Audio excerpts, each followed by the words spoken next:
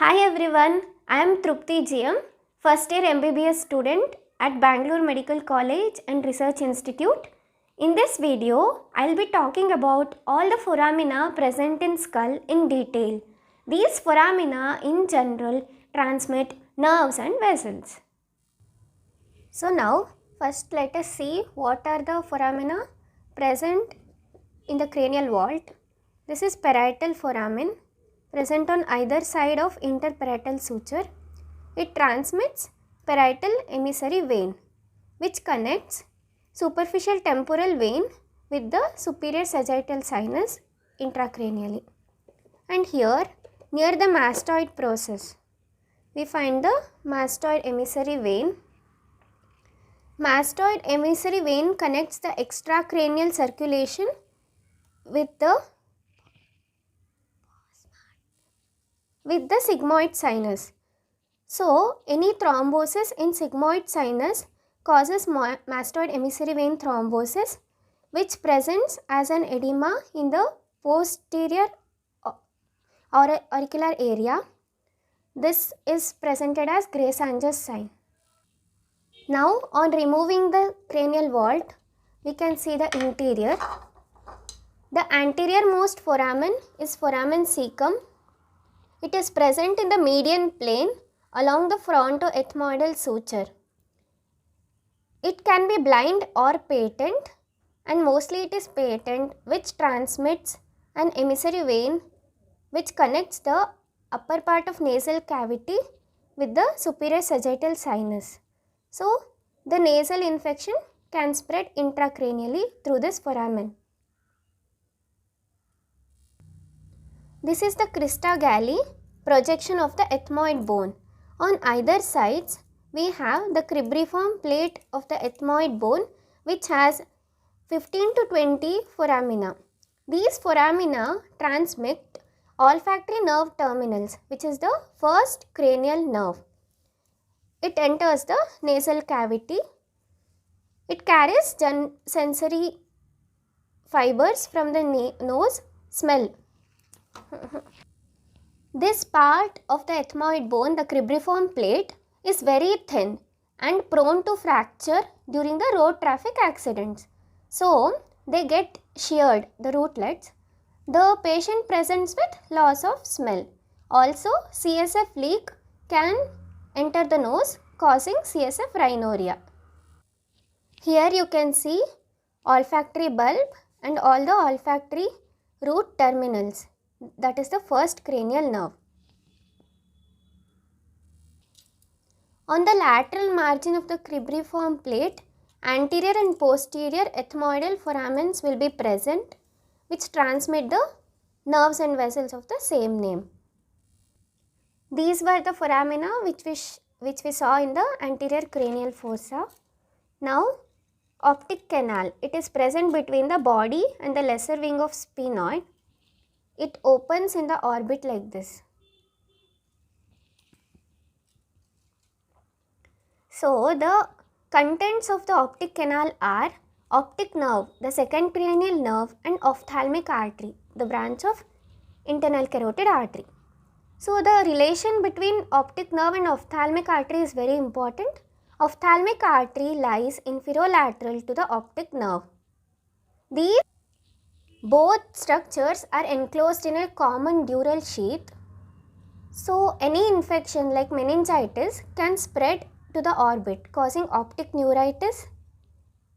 Also, there can be papilledema if there is raised intracranial pressure, and this optic canal is related laterally to the posterior ethmoids and sphenoid sinus. So, in optic nerve decompression, the transnasal route is used most commonly. Lateral to the optic canal, we find the superior orbital fissure. It is quite large and is divided into 3 compartments. It majorly transmits 3, 4, V1 and 6th cranial nerves. So, here is how it is divided. By the common tendinous ring of Zinn formed by the 4 recti muscles of eye. This is the superolateral compartment, intermediate and inferior compartment. It is easy to remember, like in superolateral we have superior ophthalmic vein, inferior-medial we have the inferior ophthalmic vein, and other structures are LFT, lacrimal nerve, frontal nerve and trochlear nerve. Trochlear is 4th cranial nerve, lacrimal and frontal are branches of the trigeminal nerve. In the intermediate compartment, we have some structures we can remember like SONIA, sonia, superior division of ophthalmic nerve, superior division of oculomotor nerve, nasociliary nerve, inferior division of oculomotor and A subducent.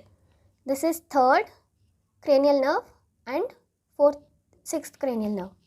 Also we have the inferior ophthalmic vein. And another thing is the superior orbital fissure connects the middle cranial fossa with the orbit. And the superior orbital fissure is present between the lesser wing and greater wing of sphenoid. And combined with the optic canal and the superior orbital fissure together will lead to orbital apex syndrome, in which there is palsy of 3rd, 4th, V1, 5, V1 of 5th nerve and 6th cranial nerves. Now coming on to the middle cranial fossa, the first one is foramen rotundum. It is a round foramen. It is not opening into the skull base, like we can't see it below. It opens into the pterygopalatine fossa, connects the middle cranial fossa with pterygopalatine fossa. It transmits the 2nd division of trigeminal nerve, that is maxillary nerve. Posterolateral to the foramen rotundum, we have foramen ovale in the greater wing of sphenoid itself. This is a oval shaped foramen and quite large. And the structures passing through this can be remembered by mnemonic male, MALE. M is mandibular division of trigeminal nerve, A is accessory meningeal artery, L is lesser petrosal nerve, E is emissary vein. Mandibular division of trigeminal nerve and lesser petrosal nerve leave the cranial cavity, whereas the emissary vein enters the cranial cavity. It connects the pterygoid venous plexus with cavernous sinus. So the foramen ovale, as you can see, it connects the middle cranial fossa with the infratemporal fossa. Here the accessory meningeal artery enters the cranial cavity. More lateral to the foramen ovale, we have a small foramen, foramen spinosum. It is named so because it is related to the spine of sphenoid, a small projection. It transmits the following structures, out of which the middle meningeal artery is the major one. The structures can be remembered as MEN, men, middle meningeal artery, E is emissary vein and N is nervus spinosus or nervus mandibularis or the meningeal branch of the mandibular nerve. Just after leaving the foramen ovale, the mandibular nerve gives a branch called the meningeal branch of mandibular nerve, which provides sensory innervation to the dura of the brain. Applied aspect of this foramen is, in persistent stapedial artery condition, the radiological finding is that the foramen spinosum will be absent. Now coming on to foramen lacerum, it is lacerated. It is covered by cartilage during life. It is not a true foramen. Like, it does not transmit any significant structure through it except for the emissary vein and the meningeal branch of ascending pharyngeal artery. It is wrong to think that the internal carotid artery is a content of foramen lacerum. It is not so. The internal carotid artery passes through the carotid canal, which is near the jugular foramen. carotid canal, and then horizontal part passes through the pitreous part of temporal bone inside, and then it comes out as the vertical part just by traversing the upper part of foramen lacerum. Here you can see how the internal carotid artery along with its sympathetic plexus around it is passing on the upper part of the foramen lacerum. These are the contents: emissary vein and meningeal branch of ascending pharyngeal artery. Here, from the sympathetic plexus, deep petrosal nerve along with the greater petrosal nerve join to form the nerve of pterygoid canal or the Vidian nerve. It is present in the anterior part of foramen lacerum. It enters the pterygopalatine fossa forming pterygopalatine ganglion. So now let us see about the internal auditory meatus, also known as internal acoustic meatus, present in the posterior part of pitreous temporal bone on the medial aspect. It transmits 7th cranial nerve, 8th cranial nerve and the labyrinthine artery. It is divided into 4 compartments like this: Bill's bar vertically and the falciform crest horizontally. The 7th cranial nerve passes through the supra-anterior part, and anterior-inferior part there is 8th cranial nerve called the vestibulocochlear nerve. The vestibulocochlear nerve is the 8th cranial nerve. It has 2 components, vestibular and cochlear.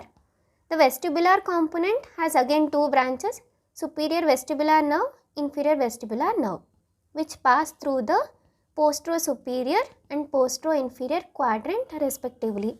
Also, in the antero-superior quadrant we have nervus intermedius or the nerve of Risberg. We can remember like 7 up, facial nerve is up, and coke down, cochlear nerve is down, antero-superior, antero-inferior. Also labyrinthine artery is present. And the dimensions are 4 mm in diameter and 8 mm in length. So if there is change in these dimensions, as in case of vestibular schwannoma, a most common tumor of the internal acoustic meatus of the inferior vestibular nerve, the dimensions are altered. Coming on to the posterior cranial fossa, other foramina, this is the jugular foramen, which is the continuation of petro-occipital fissure. Continuation of the petro-occipital fissure is the jugular foramen. It is quite large. See, you can see that jugular foramen and carotid canal are quite close. The internal jugular vein is a content of this and internal carotid artery. They both are very near and later they will be enclosed in a common carotid sheath. The jugular foramen is divided into anterior and posterior compartment. To be more specific, the anteromedial compartment and the posterolateral compartment, because the foramen is not straight, it's oblique. The anteromedial compartment has the 9th, 10th and 11th cranial nerves. The 10th and 11th are enclosed in a common dural sheath and 9th is in separate one.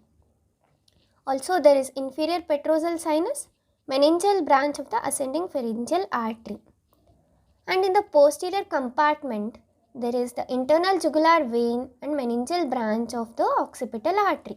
This we can call as pars nervosa because nerves are present, and here is a major vein, so this compartment is pars vascularis.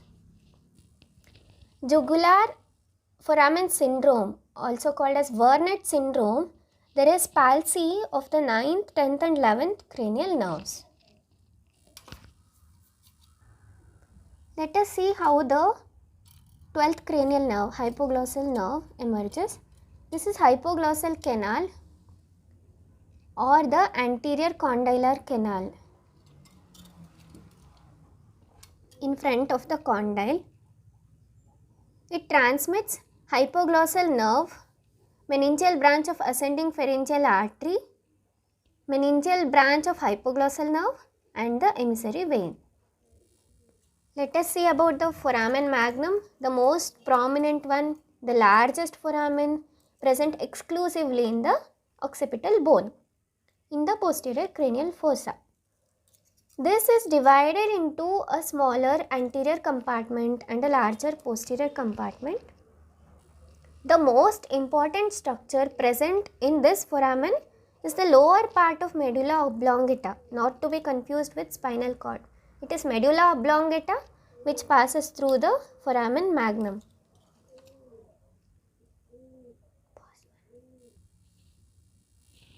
The smaller anterior compartment is ligamentous. It has apical ligament of Dens, superior band of cruciform ligament or upper band, and membrana tectoria, which is the continuation of anterior longitudinal ligament.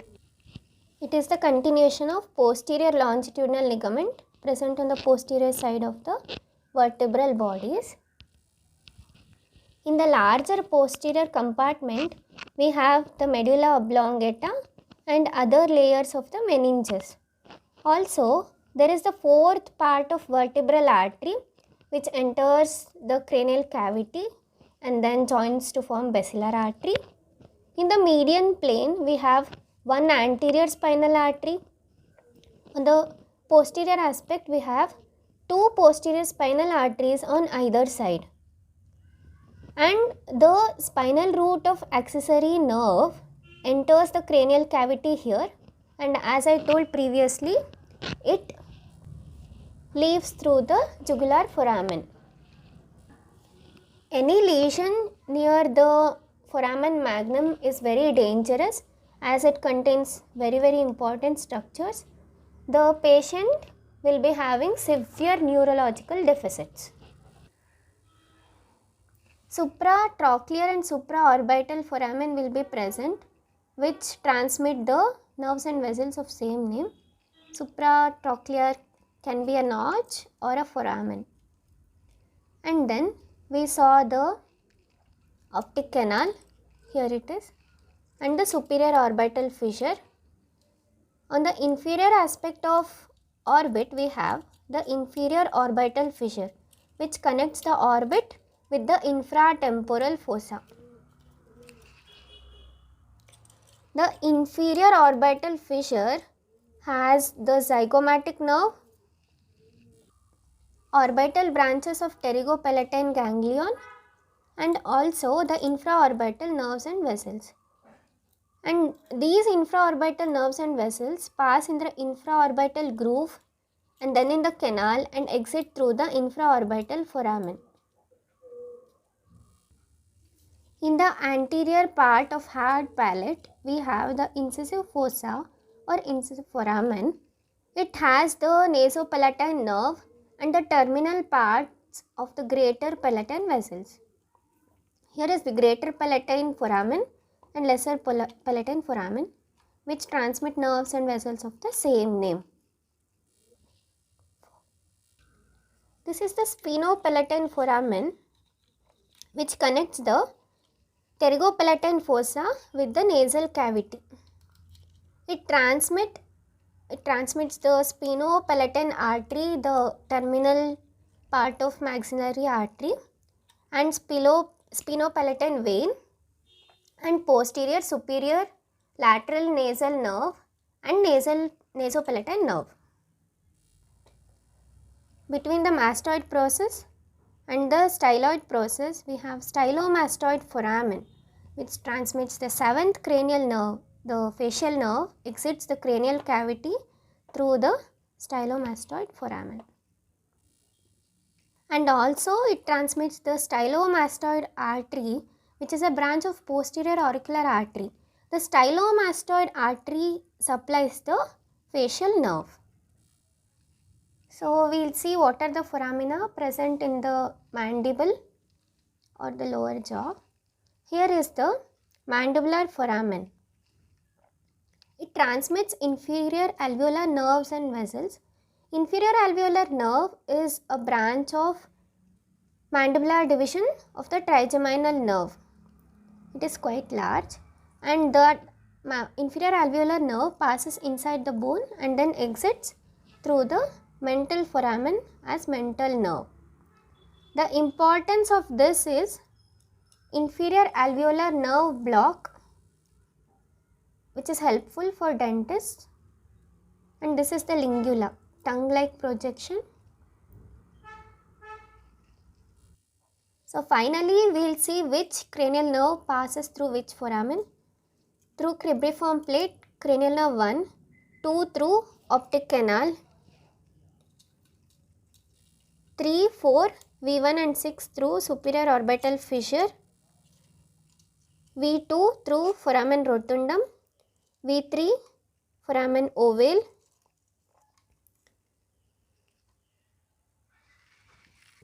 7 and 8 through internal acoustic meatus, 9, 10, 11 jugular foramen, 12 through the hypoglossal canal. And I would like to add that facial nerve, the 7th cranial nerve, is a special nerve which passes through two foramina. One is internal acoustic meatus and also the stylomastoid foramen. Thank you so much for watching. Do share the video to your friends.